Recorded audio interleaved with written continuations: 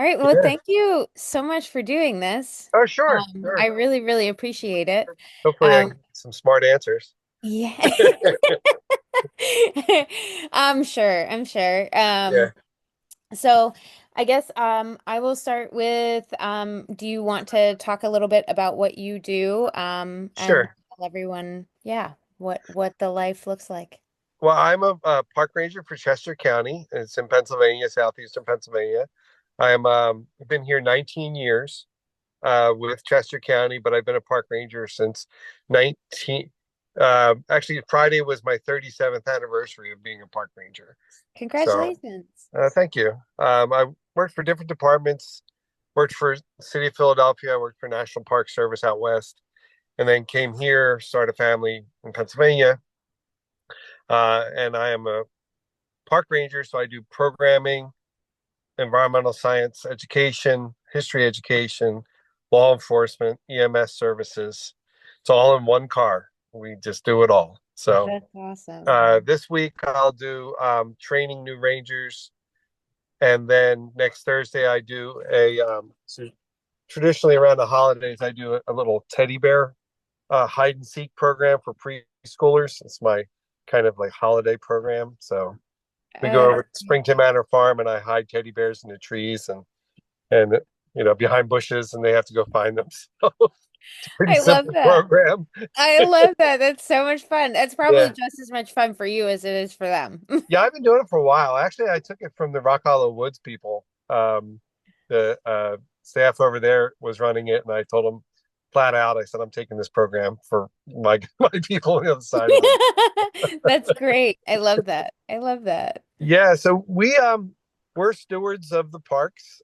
We are the paid employees of the county. So we like to say uh we let's see how we say this. We protect the people from the people, the resource from the people, and the people from the resource.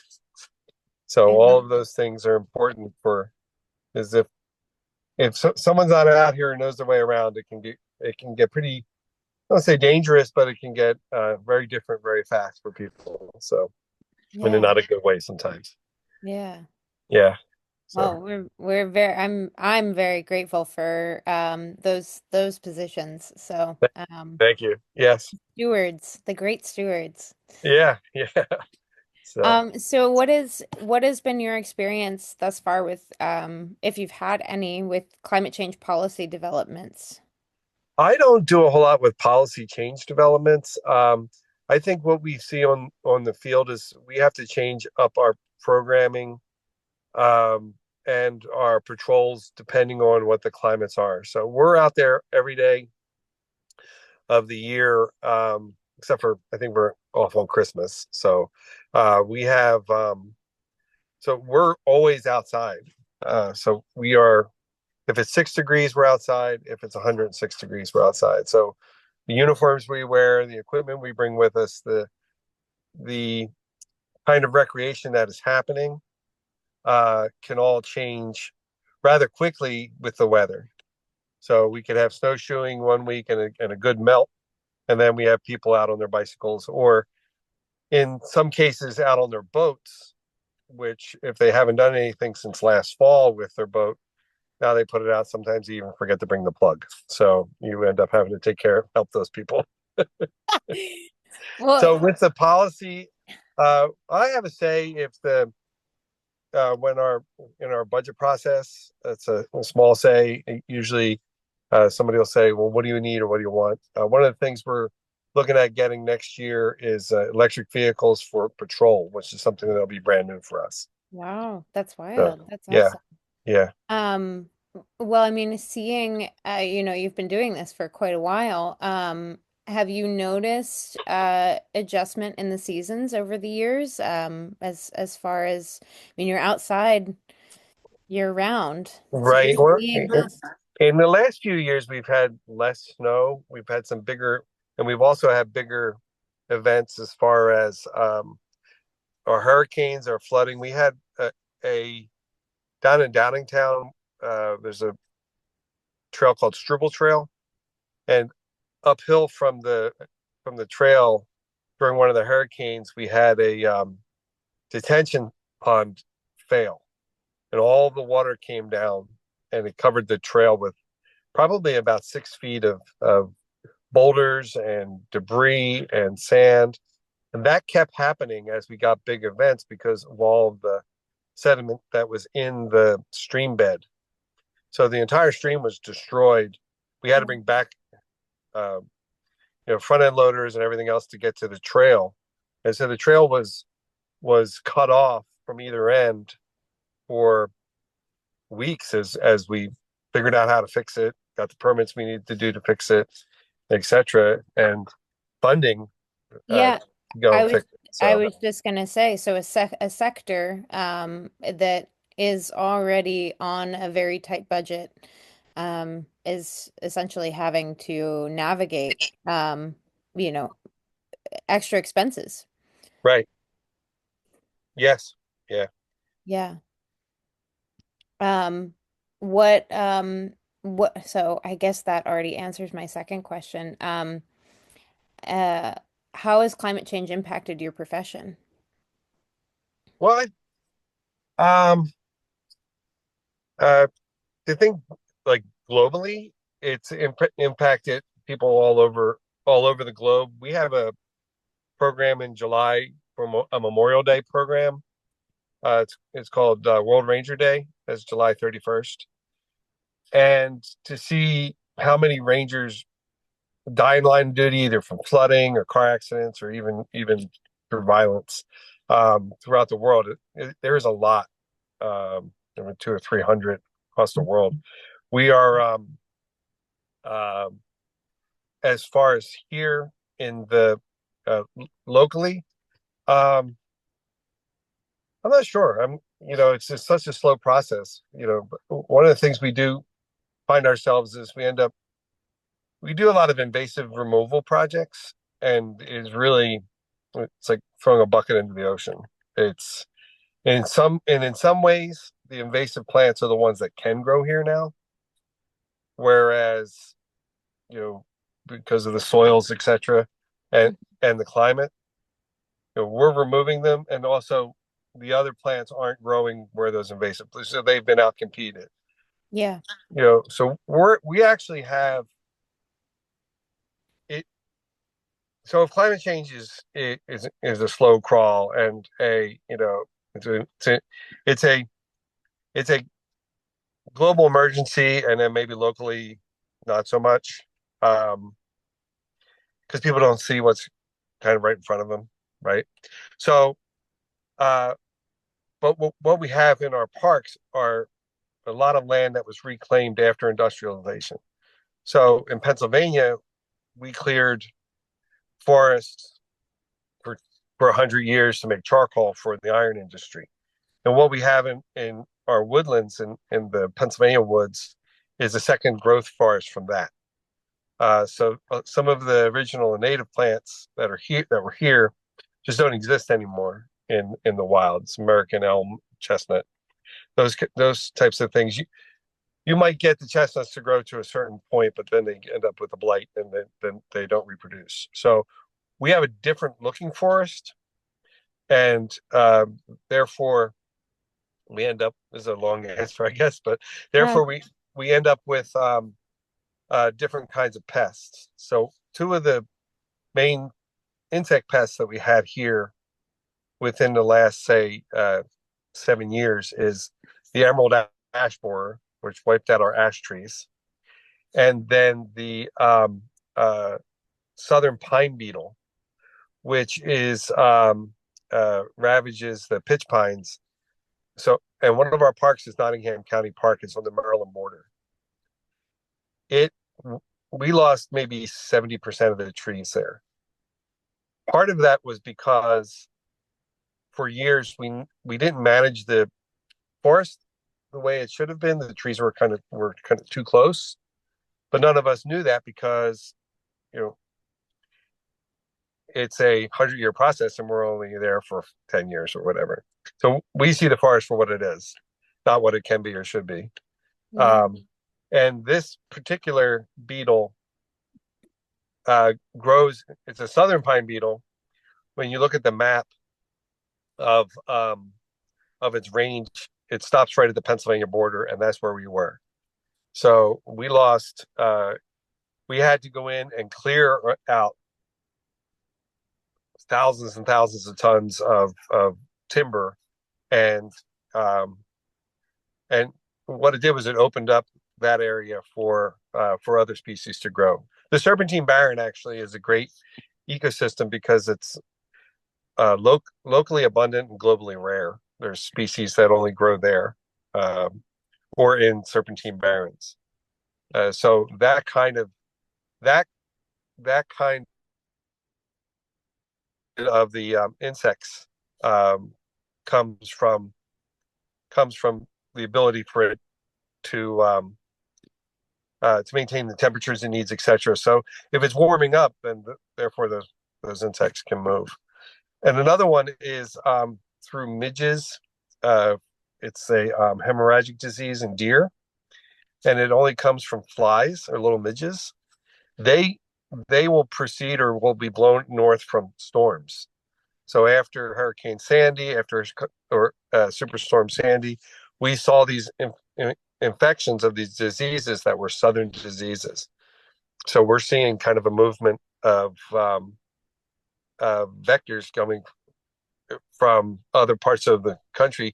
We're not experts on it, so when we see it, then we have to go and we have to find out, and then we have Yeah. to either care for it or we have to remove. We have hunting in the park, so we have to remove that um, as a recreational opportunity. So that's somebody doesn't get to hunt or be able to take the meat for that because the animals just aren't. You can't. You really can't eat one of those animals. So Yeah, um, that was yeah, something that I was writing about in my last assignment for this class was that through climate change, either I guess mainly through what you were talking about with these new insects being introduced, animals that are used to a certain environment are going to start harboring new diseases, and because the pathogens are going to be changing, right, and you're not going to be able to fight off specific things because their bodies just aren't have never experienced these things before. right, And right. it's kind of like that tolerance building. And it, And so you were saying that the plants, even because of the shifting climate and environment, plants that used to thrive and survive now are no longer able to do so. Um, well, I think that um, yeah, what we're facing, Pennsylvania is right on the border for um, uh, uh, I'm not sure which zone it is, but it's right. It's like the southernmost. It's the southernmost northern state and the northernmost southern state. It's right there. So if that boundary goes up and down, as far as the climate's concerned, Pennsylvania is going to feel it because of it, and especially southeastern Pennsylvania yeah, being right there. being right there. So yeah, so we end up with um, we end up with some different plants, etc. That we um, I would agree with that. That end up with problems because of it. Yeah. Yeah. Same with our Um, same with our fishery. We have a stream that goes through. yeah. If it warms up too hot, then the trout, which are mostly stock trout, so the state will put this fish in the water, and the fishermen can take them out. Um, but if it gets if they're a cold water fish. If it gets too hot, then they either they either succumb to the heat or they move on. So, um, they're not. There are some native trout in this area, but not so many where we are. But we also end up with uh, different kind of mussels, etc. That that invasive mussels that we see because of the warmth of the water. That's wild. Yeah. Um, what are some things that you think would be beneficial to be done to protect the national and state parks from the impacts of climate change? Are there things that, you and your unit have talked about, or things that you just have seen that you think um, I know you talked about the electric vehicles. Is there anything else that? Well, we do, uh, it's kind of think globally, act locally. So we do educational programs with y- um, students. We do what's called an Envirothon, where there's a contest throughout the county. It's on environmental science issues. They the teams come, they have to study. So hopefully we're creating advocates there, and even if it's just a basic knowledge of of that, it's one of the topics during the Envirothon is climate change, but also uh, brings people out into the park and gets grass under their feet, and perhaps it makes a habit of them coming out, and then they want to save the natural areas, either locally or globally. So we've all had that moment sometime in our lives where we were in a stream or saw a crawdad or sat under a tree on a sunny day or been in a rainstorm and played in the mud, and it put us where we are. I was never in a bank and thought, boy, I mean, not anything against bankers because they sure do better than park rangers do, but I never thought, well, I really want to have fun here. It's like you can't slide on the bank floor. They get mad at that. Yeah. So yeah, I can get my feet wet in the pond or in the creek. Go. I mean, I get paid to go out and do kayaking, so it's a matter of having giving people those aha moments, and if they get those moments, then they can become advocates for others to have those. So we do the programming as of our job is to relate and provoke people to and reveal things to people to um, take care of Mother Nature. And I often say to the little kids, and they say, "Oh, it's a good job." I said, "Well, I'm going to retire soon. You can have my job." And they're like, what? They're like 9. Uh, They're like, "Yeah, I'll retire. You can have my job. Somebody's got to do it when I retire. I'm not going for yeah. it." Do So, in your career, do you have any concerns about yourself or others not having access to maybe some of the same resources that other larger corporations will have access to? And if so, what are some of the resources that you're most concerned about? uh, well, as a county employee, and Chester County is a fairly wealthy community or county in Pennsylvania. So we do have a very good budget. We do have a pretty big department. One of the things that um, government does move slowly. So, if you want to go plant maybe 100 trees, you're thinking about that this time of year to get it on the budget for next year, or you're getting grants, and grants move slowly. So the funding is always an issue. And we have volunteers that come out. We have volunteer groups that come out. So I guess I'm not really thinking about major corporations when I'm doing my job out here. It's not, but what it could be is we may be looking to them for funding, but that's way above my pay grade. Uh, so, but I've been in situations or not situations, but programs where they'll send out 100 people out to help clean up a park. And so we have people who are coming from the corporate center, will give up a day, and the company pays them to go out and help us, which is a big deal. They come out and plant trees or do a garden. Um, really is beneficial to the park. Yeah, building and maintaining and growing that community. I love that you keep coming back to that because I have been thinking so much about reneighboring. And Right. that word has been permeating through my life just in the last month or so. And I can't help but keep coming back. We were talking the other day about how the last year of my master's program just feels like I'm learning about doomsday. And We talked about that yesterday with the nature shows. We can only watch the good parts, and yeah, then, yeah, and then exactly. right when the hunter raises his rifle, I have to turn the Yeah, channel. it's like, oh, okay, never mind, I'm done. Yeah, that reigniting people's passion for nature and Yeah, it really doesn't take that much.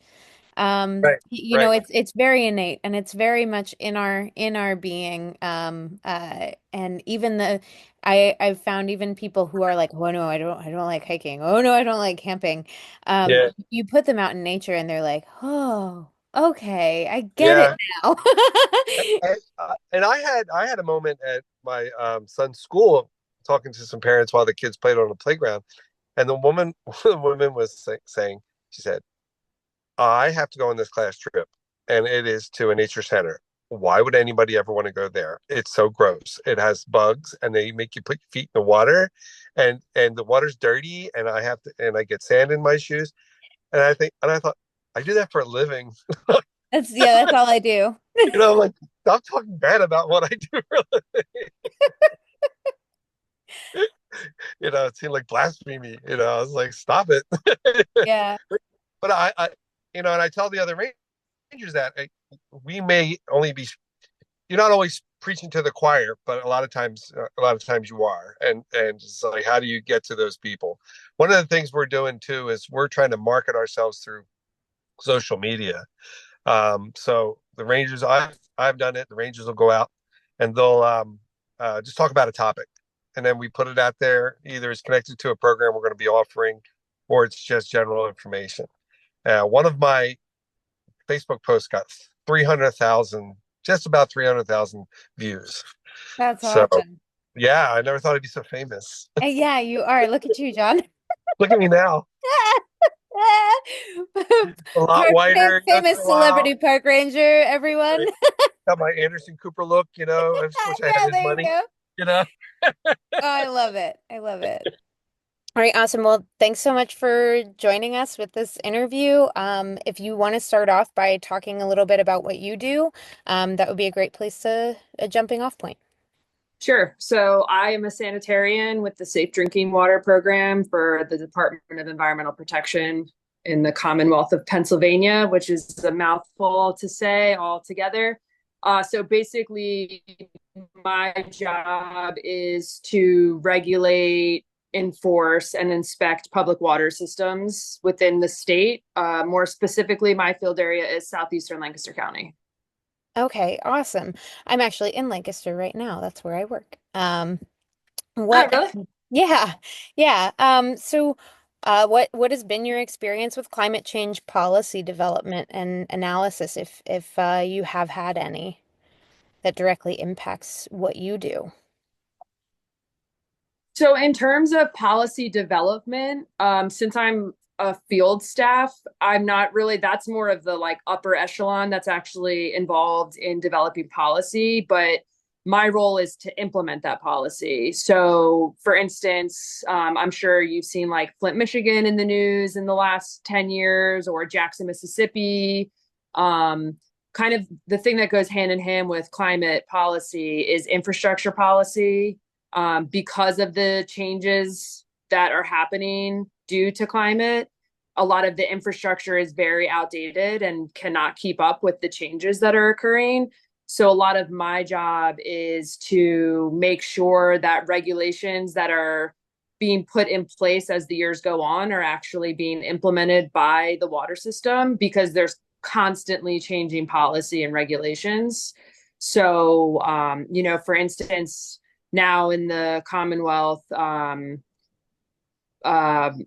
there's basically three tiers of water systems. There's transient water systems, there's non-transient, non-community, and there's community. So, in the non-transient, non-community, and community systems have to take a lead service line inventory, and that's basically part of the infrastructure. So, what percentage of their service lines are lead? Because that's obviously has a chronic impact on public health.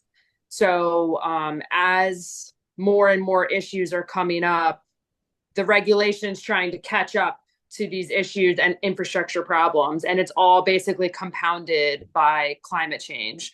So I would say that, like, it's not necessarily a one-headed dragon of just climate change policy.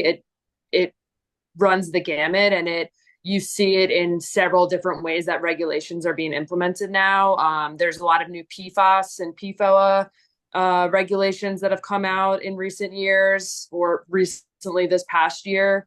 And then my job is to basically help guide the systems on what it means for them, how they have to comply with those regulations, and then go and inspect to make sure they're actually complying with those regulations. Gotcha, gotcha. Yeah. What I kind of on the same vein of that, what are some examples of things that you've noticed in your work enforcement to mitigate these impacts and these changing policies and things like that? Well, in terms of mitigating it, the mitigation factor is basically updating regulations. So, a big one is the PFAS. It's not necessarily climate change related, but it is updating based on data. So, another big one that's less prevalent in the northeastern United States, but much more prevalent in the western United States is allocation. So when water systems apply for allocation permits, they have to prove that they're using a certain amount of water a day. So it's usually in the million gallons per day region. Right now, since we're in a drought, it does affect us, but our drought is pretty outside the norm, which is also part of climate change, is this sudden drought in the middle of our fall, which season in allocation permits, where if a system's not proving that they're using a certain amount of water, then they lose that allocation. So if they're allocated, let's say 20 million gallons per day, but they're only really showing that they're using 14 million gallons, then the next time their permit comes up, they won't be given that full allocation again. And that's honestly more very vitally important in the Western United States than it is here, but it's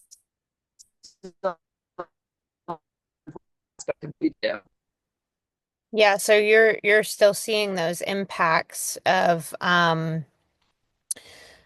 for example, the drought that we're experiencing right now, and seeing these changes happen on more of like a focused area. What are if there are some other things that you've noticed in regards to the shifting of the climate, what are some of the biggest things that you've seen in way of our seasons altering? We're experiencing difference in rainfall, things like that. Climate, the coldness of our winters is definitely shifting. What are some of those things that you've seen? Yeah, so it kind of hits in several different ways. Right now, I can speak to the drought. So you have groundwater systems and surface water systems. So a lot of our public water systems draw their water from a surface feature. So, the Susquehanna River, for instance, they'll draw the water from that. When you see these big drops, then all of a sudden your turbidity, the water quality changes, which changes your treatment technique that you use to disinfect and treat that water. So if you have a surface treatment plant set up to run a certain water quality that has been pretty standard for many years, and then all of a sudden there's a lot more grit, dirt, sand, things that are being brought up because the water level has dropped, all of a sudden the chemicals that you have in place, the equipment that you're using is seeing this degradation because the water quality has vastly changed. Similarly with groundwater systems, if you have a well that was drilled 30 years ago at 250 feet, because that's where the water table was, all of a sudden that well isn't keeping up with demand. And if they have treatment on, the treatment's supposed to be run at 20 gallons per minute and the well can't keep up with it. So you see it actually like negatively impacts how the treatment is run, how the equipment handles it. And that all just impacts the quality of the water that is then being served. It's harder to maintain that quality because of these issues with water supply. So it's kind of like a full circle thing. The quality is affected by the quantity, and that's kind of big. I mean, in broader senses, you see, you know, our forest health is vastly decreased, and now especially with all the beech tree disease that we have going on, and our forests are filters for our water purification. So all of a sudden you see the water that's leaching into the ground, the water table has a different water quality. All of a sudden there's more contaminants. There's things that were never an issue for the last 20 years. They're going to start being an issue now because there's not the same filtration that's in the ground already. So it's stuff like that that you don't really think of until all of a sudden what has been a standard for the last 7 decades is rapidly changing. Yeah, and I mean, even without the issues that come with climate change and having to adapt as these things happen, um, I'm sure that you can relate to the fact that these systems already need regular maintenance over the years and over time. And now it's like speeding up the need for these maintenance processes and testing processes and all of that. And that kind of goes right into my next question. Do you have any concerns about yourself or others not having access to resources that might be more readily available to other companies or other businesses? And if so, what are some of the resources you're most concerned about? I mean, on a professional level, since I am not, although I'm qualified to be a water operator, I do not work at a treatment plant. So I'm not necessarily worried for my own job, but the jobs I regulate are very much impacted by this. Like I mentioned earlier, I don't know if you've heard about Jackson, Mississippi's issues, but they've had a lot of issues with water quantity and the quality of their water and the infrastructure. And part of that is my job. So when I go on an inspection, I have to ask future questions. I have to ask, like, do you have details about what's your life expectancy of your water softener? What's the life expectancy of all of your pumps, your controls, your meters,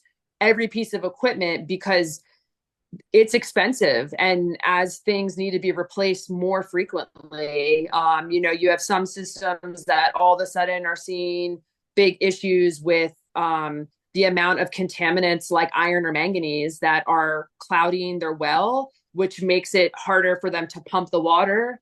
So they're having to change grit screens all the time, or they're having to change their pumps out twice a year instead of once every 2 years or something like that.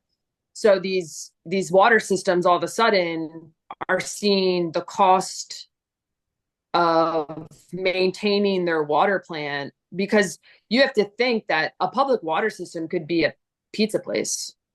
It could be a Domino's. And that could be a place that the owner has to pay, yeah, for their pizza supplies, but they also have to treat the water that they serve the customers. And a lot of these people did not open a Domino's to get into the water business. So they don't really factor that in the cost of doing business. So all of a sudden I come in and I'm like, these are the deficiencies that you have to address. And they're like, I don't have a budget for that. And it's like, you should get a budget, So there's the big picture of like a place like Lancaster City Water or a municipal city, where that's what they do. That is their single job, is to provide water. But then you dial it back to those transient systems, and it's churches, pizza places, restaurants, daycares, that it's kind of a secondary thing that they don't plan for. And so as the climate changes and the cost of providing water goes up,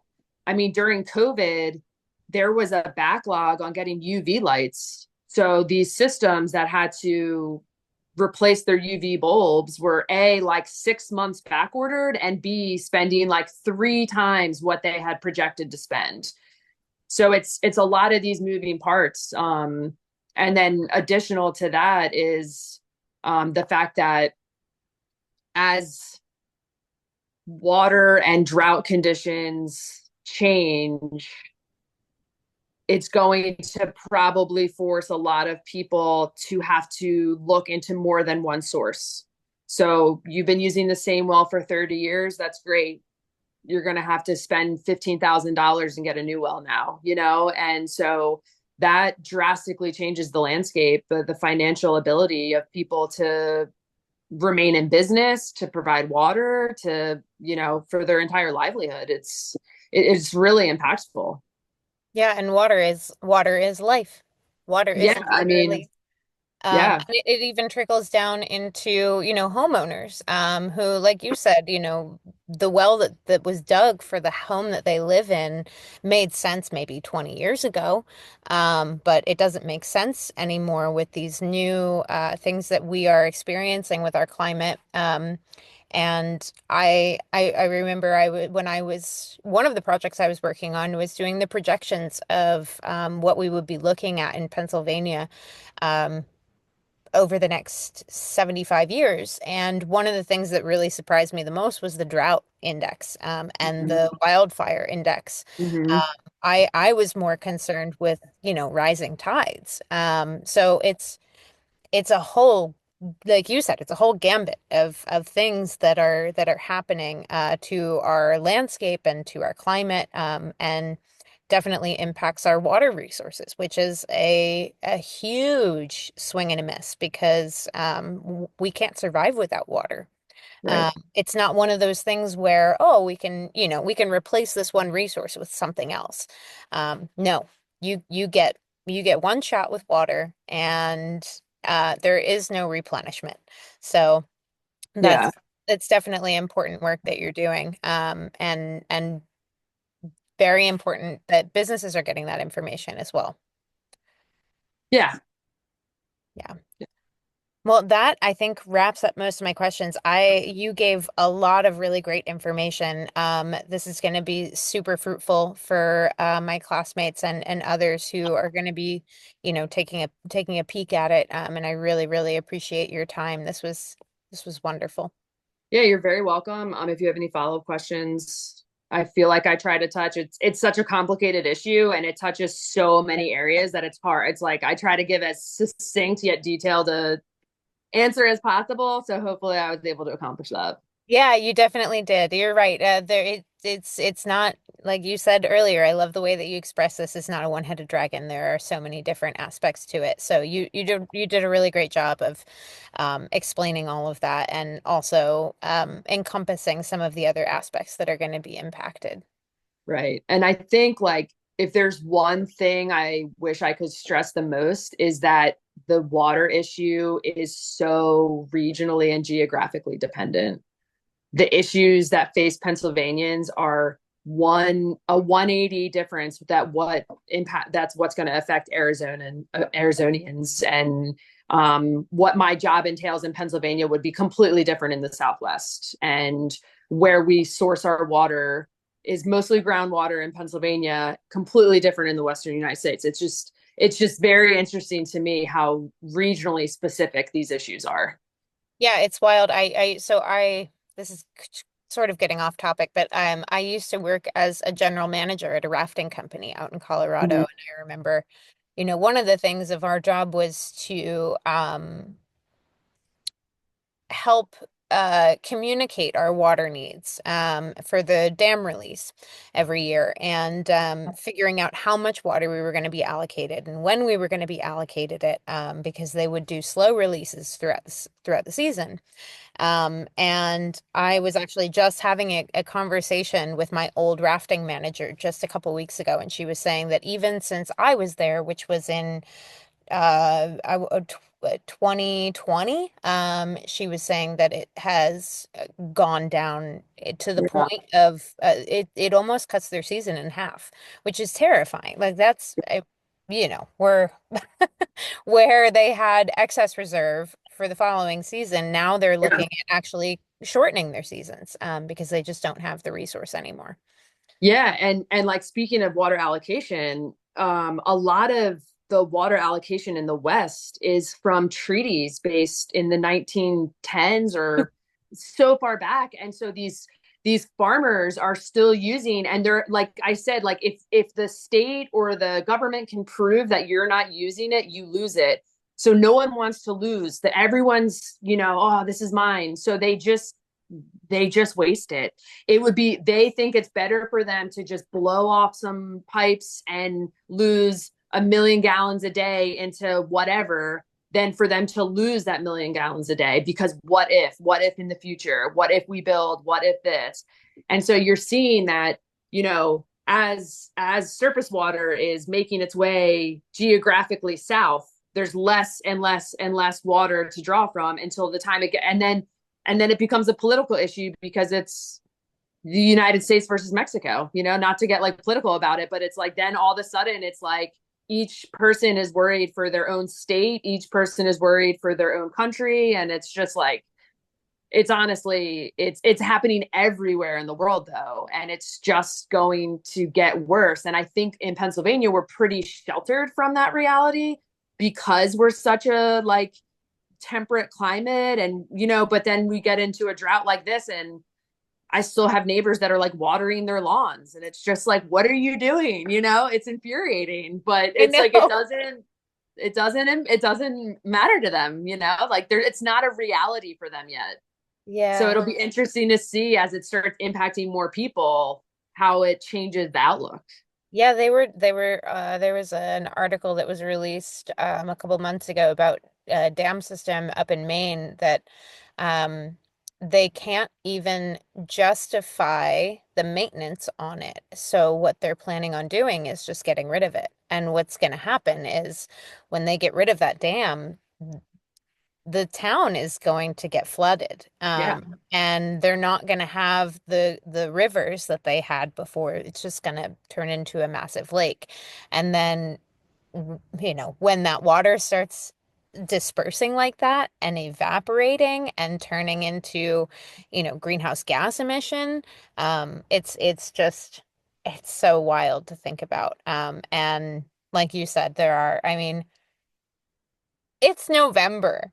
Why are you watering your lawn? I Like know. I'm like, great green lawn, normally but we'd like have stop. snow. So I I know. don't know I what you're know. doing. Yeah, Yeah. I know. I see that all the time and I'm like, I really want to like knock on the door and be like, here's a pamphlet for you. Like I wish I could like carry Yeah, around yeah, yeah. like I hear you. pamphlets about water information on like what to do in a drought and all of this stuff. But yeah, some people just, like you said, it's a very sheltered area. Some people just aren't there quite yet, and aren't actually seeing it physically because, not everyone has your job. Not everyone is, faced with that on a daily basis. And unfortunately, when it comes to humans, unless they are faced with it on a daily basis, it goes out of their mind. Um, Right. Yeah. so yeah, it's uphill battle, but I really appreciate the work you're doing. It's really, really important stuff. I like my job a lot, so I feel lucky. So yeah. That's awesome. Yeah. Awesome. Well, thank you so much. I really Yeah. appreciate it. And I No hope problem. hope you have a great rest of your day. All right, you too. See All ya. right. Bye.